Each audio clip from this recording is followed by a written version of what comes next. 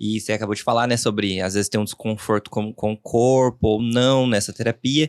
E eu queria trazer pra Júlia como os hormônios agem no corpo da pessoa. Então eu tenho certo incômodo, eu já tô nesse processo de entender que eu gostaria que meu corpo fosse diferente, pra me sentir mais confortável, talvez pra reafirmar pra mim, pro outro, enfim. E aí eu decido pela terapia hormonal.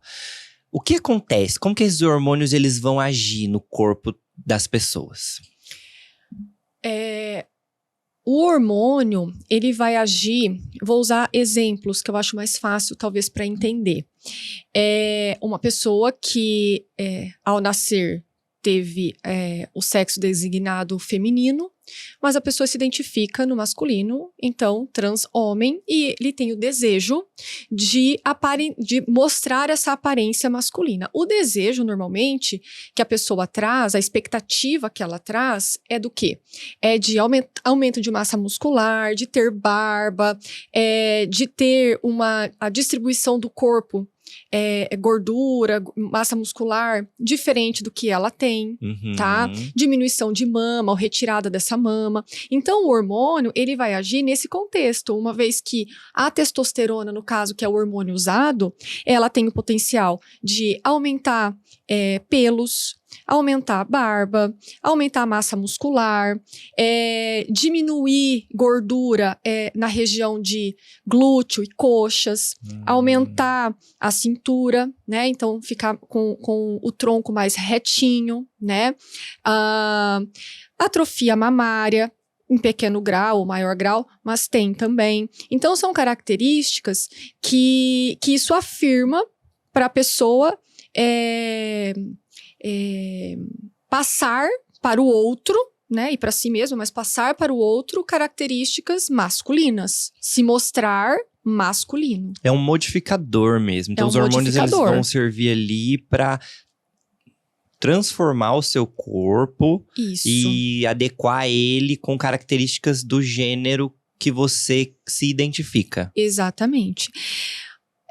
Quando a gente é criança, a gente não tem nem predominância de um hormônio, estrogênio, por exemplo, nem da testosterona. É na fase da puberdade que isso se divide, né?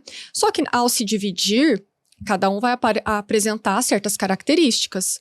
O que acontece no processo de hormonização é trazer características cruzadas, né? É isso. E é desde a primeira consulta que a pessoa ela já pode... eu quero me harmonizar, então eu vou...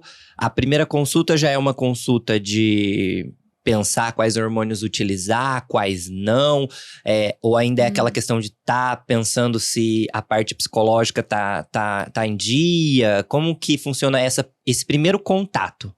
É uma avaliação geral, tá? Primeiro é entender, né, como essa pessoa chegou, desde quando, qual foi essa construção dela. É importante que esteja acompanhando com psicólogo. Para iniciar uma terapia, é importante eu ter um relatório do psicólogo. É importante nessa primeira consulta entender quais são as expectativas, né, que a pessoa traz, quais são os desejos, quais são as vontades. Nessa primeira consulta é muito importante deixar claro algumas características que são reversíveis, características que são irreversíveis ao começar o processo e ao longo do processo. É importante saber se essa pessoa tem algum problema de saúde ou não, tá? Se ela tem alguma doença crônica, alguma doença autoimune, alguma doença metabólica prévia, controlada ou não. Histórico familiar, por exemplo, de câncer de mama, histórico familiar de doença cardiovascular, histórico prévio de tromboembolismo, de trombose.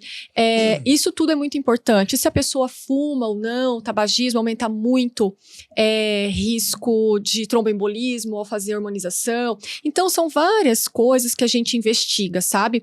Então, nessa primeira fase, a gente também pede muitos exames laboratoriais e de imagem. Os exames laboratoriais, por exemplo, para identificar doenças metabólicas, alterações hormonais de outras, não dos hormônios sexuais, mas, por exemplo, tireoide, avaliação, por exemplo, de vitaminas, minerais, que eventualmente possa precisar, hemograma para acompanhamento, função hepática, renal, enfim.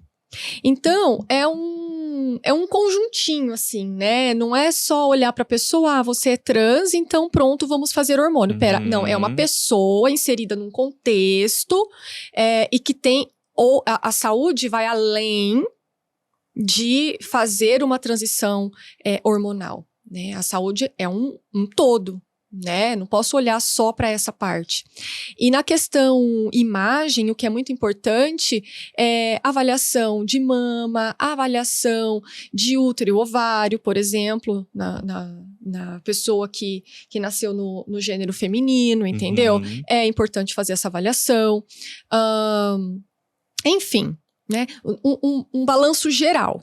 Então é bem um bate-papo, uma primeira consulta, né? Primeira consulta é um bate-papo, é onde eu vou pedir esses exames, essa avaliação geral, conhecer o histórico da pessoa, histórico familiar, medicações que usa, doenças prévias, é onde eu vou entender as expectativas e explicar para essa pessoa o que é possível, quanto isso é possível, o que é reversível ou não, e eu vou entregar também o termo de esclarecimento e consentimento para a pessoa ler isso em casa depois, né? Eu, na verdade, encaminho por e-mail e a pessoa lê, conversa com a família, se for o caso, né? E é isso, a primeira avaliação. Nossa, bem bacana. É uma coisa assim, vai demorar, né? É todo um bate-papo, que é importante, né? Para você conhecer a pessoa. É um ser humano que tá ali na sua frente, né? Acima de tudo. Não é uma avaliação rápida. Não é uma consultinha rápida. Não, é muito... E às vezes não é na primeira consulta também que a gente consegue entender todo o contexto, tá? Então pode ser que existam conversas... E a conversa sempre vai existir, né? Em todas as consultas. Mas tudo se inicia, então, com esse alinhamento, né? Exato.